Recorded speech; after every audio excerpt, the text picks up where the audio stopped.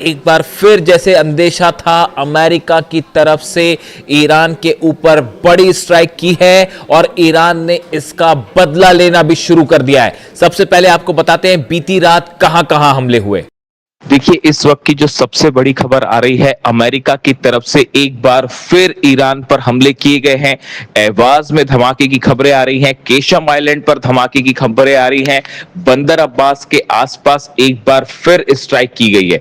देखिए, लगातार अमेरिका की तरफ से फाइटर जेट्स और टॉम हॉक मिसाइल्स के जरिए ये हमले किए जा रहे हैं, ऐसी खबरें हैं। लेकिन ईरान ने कर दिया है बहुत बड़ा पलटवार। देखिए, अब जो खबरें आ रही हैं, ईरान ने अपनी सबसे घातक मिसाइल्स निकालनी शुरू कर दी हैं।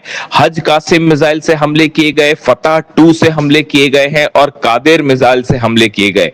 और ये हमले कुवैत, जॉर्डन और बहरीन में किए गए हैं। इस वक्त एक बार फिर बहरीन में जो है सायरन बज रहे हैं। लेकिन जो सबसे बड़ी स्ट्राइक हुई है वो कुवैत और जॉर्डन में की गई है। देखिए, कुवैत में अली अल सलेम बेस पर बताया जा रहा है कि एक बार फिर जो है ईरान की तरफ से बड़ी स्ट्राइक की गई और इसका नतीजा ये हुआ है कि यहां पर अमेरिका का पेट्रियट सिस्टम पूरी तरह से तबाह हो गया है।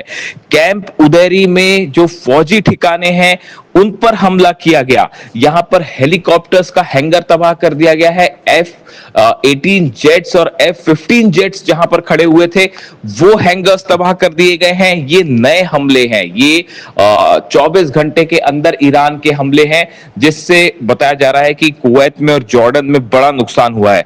जॉर्डन की अगर बात करें, जॉर्डन में अमेरिका के बेस पर जो थर्ड सिस्टम था, अमेरिका का डिफेंस सिस्टम, इसकी तबाह होने की खबरें आ रही हैं। और सबसे बड़ी बात और सबसे बड़ा जो खबर है इस समय की, अमेरिका का सी रैम डिफेंस सिस्टम, जो कि जिससे कि लेजर के जरिए हमले किए जाते हैं और ड्रोन या हवाई जहाजों को गिराया जाता है, अमेरिका का डिफेंस सिस्टम जिसकी बहुत ज्यादा महंगा होता है जो, और जिसकी बहुत ज्यादा चर्चा भी होती है, उस सी रैम डिफेंस सिस्टम को ईरान ने अपनी मिसाइलों से तबाह कर दिया है। यानी पेट्रियट सिस्टम तबाह है, थर्ड सिस्टम तबाह है और सी रैम को भी तबाह करने का दावा ईरान की तरफ से किया गया है। ये बहुत बड़ा डेवलपमेंट है। देखिए, सी रैम वो सिस्टम है जो अमेरिका की एम्बेसी के आसपास लगाए जाते हैं, अमेरिका की जो बेसिस है उसके आसपास लगाए जाते हैं, ताकि खास तौर पर जो ड्रोन स्ट्राइक्स होती हैं, शाहिद 136, उन ड्रोन्स को रोकने के काम आते हैं, रॉकेट्स को रोकने में काम आते हैं। लेकिन अब अमेरिका के डिफेंस सिस्टम को एक बार फिर ईरान ने पूरी तरह से तबाह कर दिया है। इसके अलावा देखिए, एक बड़ा डेवलपमेंट यह है, सऊदी को लेकर डोनाल्ड ट्रंप ने बड़ा यू टर्न ले लिया है। सऊदी अरब के साथ न्यूक्लियर डील कल सुर्खियों में थी, सब तरफ इसकी चर्चा होती रही कि सऊदी के साथ बड़ी न्यूक्लियर डील साइन करने जा रहे हैं डोनाल्ड ट्रंप और अमेरिका ने हरी झंडी दे दी है। और अब यूरेनियम एनरिचमेंट जो है वो भी कर पाएगा सऊदी आगे चल के, इस तरह की बातें खबरें सामने आई।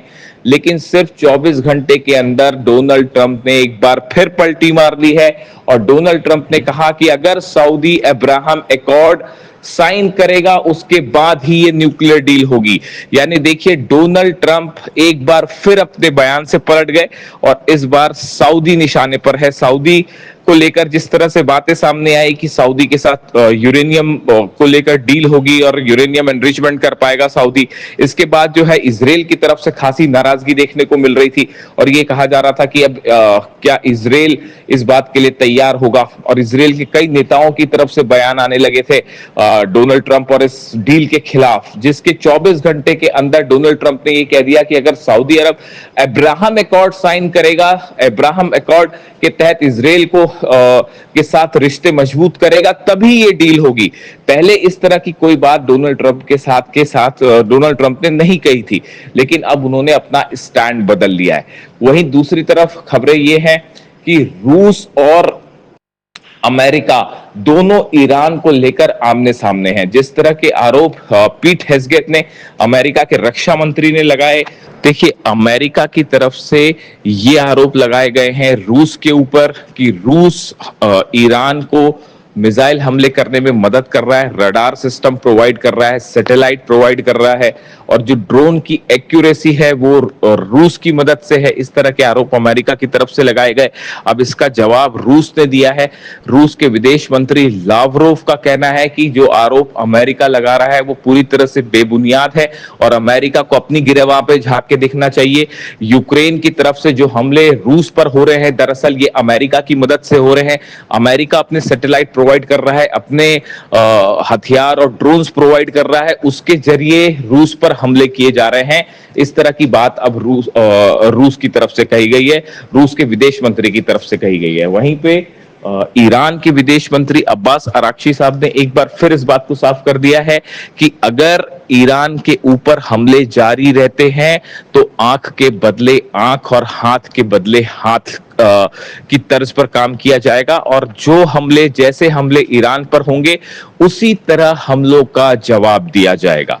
दूसरी तरफ डोनाल्ड ट्रंप ने एक बार फिर बयान दिया है। डोनाल्ड ट्रंप ने कहा है कि ईरान के परमाणु ठिकानों पर बड़ा हमला हो सकता है। इस तरह का ईरान पर बड़ी स्ट्राइक करने का प्लान जो है वो डोनाल्ड ट्रंप कह रहे हैं। पिकेक्स माउंटेन को लेकर उनका बयान है, जिसके बाद ये माना जा रहा है कि अगले चंद घंटों के अंदर अमेरिका की तरफ से ईरान के पिकेक्स माउंटेन पर हमला हो सकता है। वो ठिकाना जहां पर ईरान के ऊपर आरोप लगते हैं कि जमीन के कई फीट नीचे जो है न्यूक्लियर प्रोग्राम चल रहा है, न्यूक्लियर बेस है, उस पर हमले की कोशिश हो सकती है।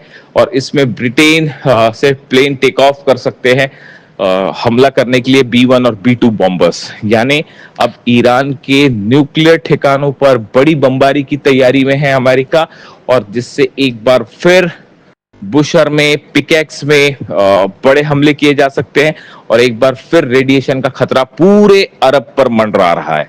ऐसे में लगातार हमले जारी हैं, लेकिन ईरान के हमलों से बड़ा झटका लगा है अमेरिका को, और अमेरिका के डिफेंस सिस्टम पेट्रियट, थार्ड और सी-रैम की धज्जियां उड़ गई हैं।